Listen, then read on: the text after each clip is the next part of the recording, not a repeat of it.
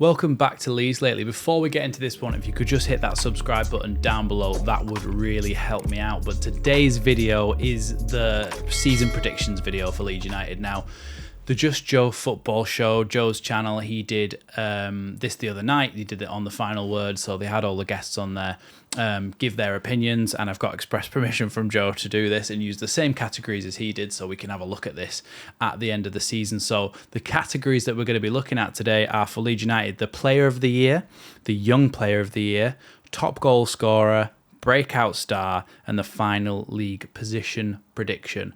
So let's jump straight into it. Let's go for the Player of the Year. Now, this is going to be an interesting one for me, and I've said it throughout pre-season that I've been really, really impressed by Dan James. And do you know what? I'm putting some trust in him.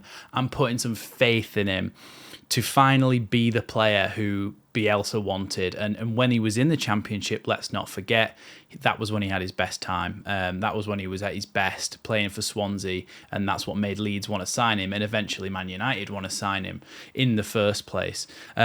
So for me, Dan James, Player of the Season, the reason for that is I think he's going to get 10 plus assists. He's probably going to get around 5 goals, 10 assists, 15 goal contributions, maybe even more. I think that's quite conservative, but maybe even more than that. I've just remembered that I haven't addressed the fact that I'm in a shirt, but I thought I would dress for the occasion. Season's about to start. Let's go in a nice shirt, and I've just been at work all day. So that's where that came from. Anyway, so Dan James, I think in pre-season he's been putting some fantastic passes into the box, right in that corridor of uncertainty. If you've been on the channel before, you know I love going on about the corridor of uncertainty. Sometimes I even ball myself, but the ball right across the box, in between the goalkeeper and the defenders, and Dan James has put some tasty, tasty balls into the box. Don't clip that last bit. And if we had a decent striker, there'd be people getting on the end of it. But I'm sure people will learn over the season, even if we don't bring a striker in, that Dan James is going to put the ball in those areas, so to make runs front post, far post, and get that ball in the back of the net. So for me, Player of the Year, and I know it's out there, and people are going to have a go at me for this one, it's Dan James. Next one then, swiftly on, into the Young Player of the Year. Now, a lot of people have put down Archie Gray as their pick, and yes, totally understandable. Couple for Charlie Cresswell as well. I think people are sleeping on Leo Hjelde, and I think Leo Hjelde is actually going to be really, really good for Leeds this season. I think I've been impressed with him in pre-season. I've liked how, although he's not going up as high as maybe Ayling is on the other side, he's dropping into that midfield to make it almost a 2-3-5 in possession, and he's doing that job really well. He's linking up the play. He's also good at dribbling, coming inside and going through the middle of the pitch and making things happen.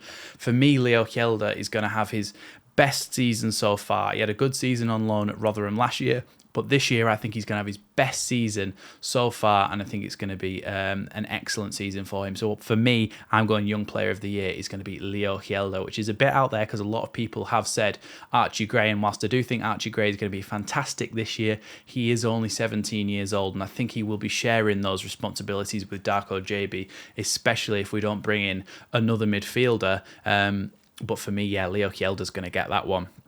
Top goal scorer. This is the most difficult one, really, because Leeds United have an injured striker in Patrick Bamford. We haven't brought anybody else in yet. And like the lad said on the final word when they did this, it'll probably be the striker that we bring in if we bring a striker in. So I'm going to say this. It's going to be the striker that we bring in because of the talent that we've got in attacking positions and out wide, and the wings being provided by the fullbacks, Leo Hjelde and Luke Ayling, Cody Drama, Sam Byram even, if he is to sign permanently. By the time you're watching this, he might have done.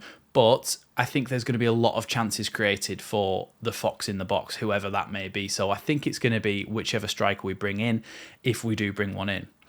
Now, that is kind of a cop-out. So let's say out of the current squad that we have, who I think is going to be the top goal scorer. And it's a difficult one because whilst a lot of those players are really good at creating play, you don't know whether necessarily they will be the ones to score the goal. But for me, if Luis Sinisterra can stay fit, it's going to be him. You had Nathan Tella as Burnley's top scorer last season with 17 goals, and he's a winger by trade, really, and he was able to get that many in the Championship. So I think Luis Sinisterra, being of the quality that he is, if he can stay fit, will be the top scorer if we don't bring in a striker.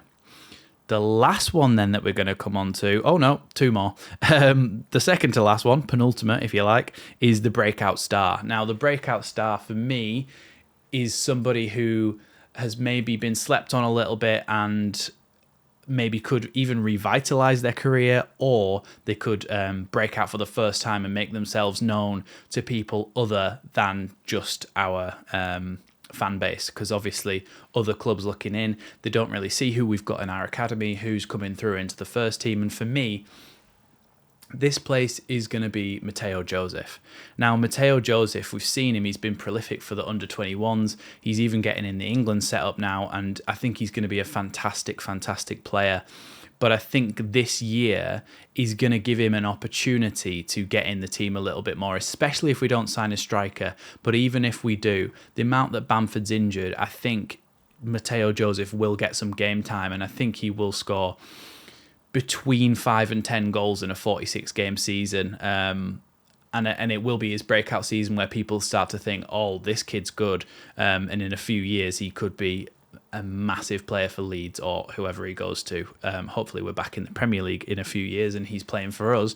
But yes, I think Mateo Joseph is going to be the breakout star this season, and he's going to get more time than he's had in the past for Leeds, and he's going to get some chances to actually go and score goals. He's kind of a different striker than what you would expect in a Farke system and who Farke would like to play usually and generally. But I do think it's nice to have different options in there. So maybe when Bamford's fit, if you're to bring somebody like Mateo Joseph on, he's more of a running behind kind of striker, and he's good with his link-up play as well. But he's a little bit pacier and a little bit more agile, I think, than Patrick Bamford. So a slightly different type of player, and sometimes you need to vary things up with bringing on a different type of striker. So for me, Mateo Joseph is going to be the breakout star. Now, the final one, and the most contentious and important one, is the final league position. For me, I was kind of thinking around third originally and maybe up through the playoffs, but then that really doesn't give us much scope for failures because we are notoriously bad in the playoffs. I don't even want to mention that derby game. I was at it and it all just went horribly wrong. So I don't want to mess around with the playoffs. I think Leicester aren't going to be as good as what people think they are. They've lost Barnes and Maddison, and people think, oh, that's the only two that they've lost. But they've lost Tielemans, they've lost, what's he called, Amati, they've lost Jose Perez. There's a whole host of players that they've lost. And the players that they've brought in, people are saying that Harry Winks is a really good signing. I really disagree. I think he's very much a sideways and backwards player. He's very much a rich man's Adam Forshaw. And Adam Forshaw's decent, serviceable, so is Harry Winks. But he just keeps the ball for you, recycles it, doesn't do anything spectacular. And for £10 million as well, I think that's a lot of money. People have been saying that it's a really good signing for Leicester to be able to get somebody like Harry Winks in for that much. I disagree. I think that's too much to pay for somebody like Harry Winks. I really think people overrate how good of a footballer he actually is. If he was a signing for 4 or 5 million for Leicester, I'd be saying, okay, fair enough. But because of the operating losses that you can make in the Championship, which if you don't know, I think is £13 million a year or £39 million over a 3-year period, when you're spending something like £10 million on somebody like Harry Winks, that's a massive chunk of your transfer budget. And I really don't think it's a good move for them to bring Harry Winks in. We rejected him, or Bielsa rejected him quite rightly, I think, when he was offered to us. I don't think he's the right kind of fit for somebody who's pushing for promotion. I think he's a little bit of a, not a luxury player, that's probably not the right word, but I just don't think he's particularly good. And so Leicester, I think, aren't going to get in the top two, the top two, the promotion spots, automatics. The manager as well, he failed in Italy, really didn't do very well there apparently, and just because he spent a little bit of time under Pep doesn't necessarily mean he's going to be a replication of what Arteta's done at Arsenal. Let's just say that. So for me, I think it might be Southampton and Leeds. We've actually got similar kind of squads in terms of the talent that we've got in youth, and players who can come in and have flair in attacking positions. They brought in Ryan Manning, who I would really have liked to have seen at Leeds. So I think that's a really good signing for them, especially considering it's on a free. You see what I mean by the sort of business that you can do. They got him on a free, whereas Leicester paid 10 million for Harry Winks. Not the same position, I know, but the type of signing that you should be making. Southampton have been really savvy with that, and I think they've got a good young team and they'll bounce straight back up. So I think it's going to be Southampton and Leeds in the top two.